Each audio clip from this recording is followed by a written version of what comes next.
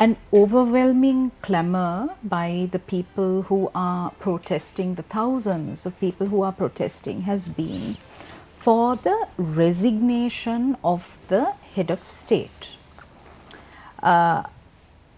This has also been echoed in parliament by the opposition parties.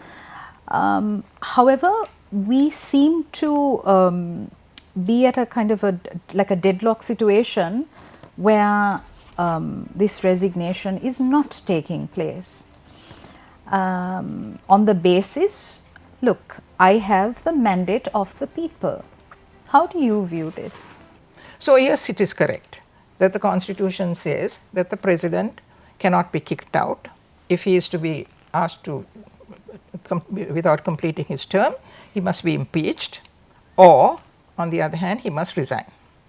So, he has choice in that regard, unless he is, that is supposed to be the protecting the sovereign right of the people to elect a government, right? But on the other hand, where a president has lost the confidence of the people, as manifested in these significant massive protests, vibrant, passionate, responding to the reality of the suffering imposed by the government and by the president through maladministration, etc. And there is no time to go through the path of impeachment, then one would say that it is an obligation of that president of the government to respond to that voice of the people, and this is what they are not doing.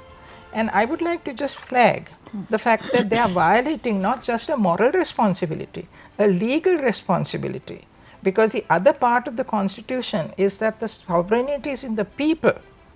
The president is the executive arm of governance, of the people's right to governance. If that is so, then this is not open-ended discretion. He is no king, a monarch who can say, well, you put me into office, I do what I like, and I am not accountable. No, because he is, as the executive arm of governance of the people, by the people. So, then he has obligations, and this is very clearly set out in our Constitution. His oath of office says he takes on an obligation to protect the Constitution. And the Constitution says in its preamble that the respect for the Constitution is a respect for the people, the sovereignty of the people. Then we have to ask ourselves then, if that be so, have he and his government fulfilled that duty of responsibility, right, of office under the Constitution as the executive?